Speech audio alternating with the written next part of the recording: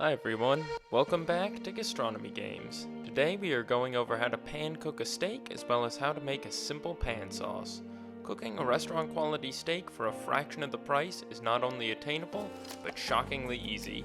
Even if you don't eat steak, many of these techniques are applicable to other proteins. So without any further ado, let's get to the kitchen.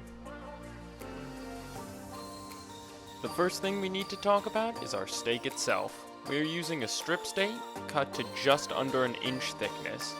I like using steaks cut to about an inch because they are thick enough to give a hard sear to both sides, but thin enough that you can usually cook them through without having to finish them in the oven. The majority of steaks at grocery stores fall into one of three grade tiers determined by the USDA: Prime, Choice, and Select. These are determined by marbling, amount of usable meat, tenderness, and overall quality.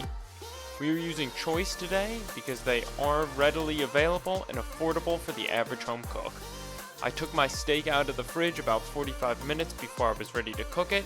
Giving protein time to come to room temperature before cooking will give a better crust and juicier steak. We also heavily salted our steak when we took it out of the fridge to give the salt time to penetrate the steak. This will lend to better flavor, but also better texture as well.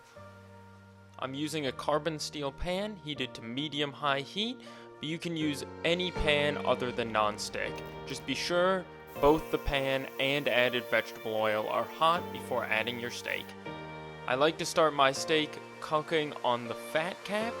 The fat will start to render out of the fat cap and give flavor to the rest of your steak as it cooks. When your fat cap is golden brown, flip the steak onto a flat side. Once it's on a flat side, try not to move the steak too much. This will give you a much better crust. You also want to make sure you only flip your steak once, because otherwise it can dry your steak out.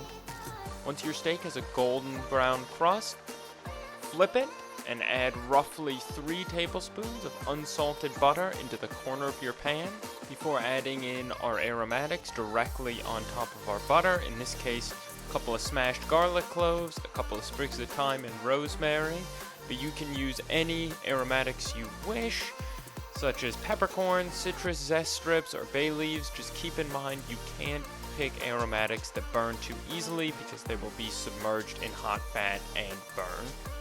When your butter is sufficiently melted, tilt your pan towards you and using a spoon, baste over top of your steak with your perfumed butter. Butter basting not only gives your steak unbelievable flavor, but also creates an even better crust and promotes even cooking. If we were using a thicker steak than this, I would baste for about a minute before putting the aromatics over top and then finishing it in a 350 to 400 degree oven.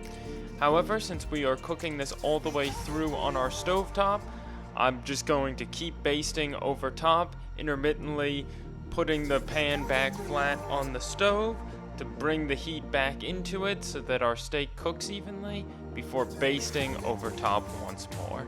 The more experience you get with cooking steaks, the easier it becomes to feel the doneness of your steak with your fingers. However, my biggest suggestion for home cooks is to invest in a probe thermometer. With a steak this size, shoot for roughly 5 degrees cooler than your target temperature. When your steak is resting, it will carry over to your desired temperature. My steak feels just about medium rare, so I'm going to place my aromatics on top and let my steak rest on the cutting board while I make my pan sauce. A pan sauce is a sauce that is made in the same pan as your protein was cooked in. Turn the heat to low, take any remnants of aromatics out as well as pouring out the extra fat in your pan. Next, we are going to cook our minced shallot in a little bit of that reserved fat just until they are brown. Pan sauces are a great way to maximize flavor because they pull up the flavorful fond or brown bits that are left in the pan when your protein is cooked. Next, we're going to add in a half a cup of red wine, again to help pull up those flavorful bits. When our red wine is reduced to a thin syrup, we're going to add in some beef broth. as well as some freshly cracked black pepper. We're going to turn our heat to high just so we're not standing in front of our stove all day. We just want to reduce this all down. This is a pretty classic French pan sauce to make with steak, but feel free to change, add, or remove any ingredients to your taste. All you need for a pan sauce is some form of liquid that you add and reduce to help pull the fond off the bottom of your pan. When your sauce becomes thick enough that it doesn't come back together when you drag a spoon across the bottom of the pan, add in about a tablespoon of minced thyme. I also like to finish my pan sauces with some kind of fat. In this case, we're using heavy cream. This both gives your sauce a luxurious texture and helps balance the strong flavors in a reduction sauce. The more cream you add, the milder the flavor. Then, all we have to do is taste for seasoning.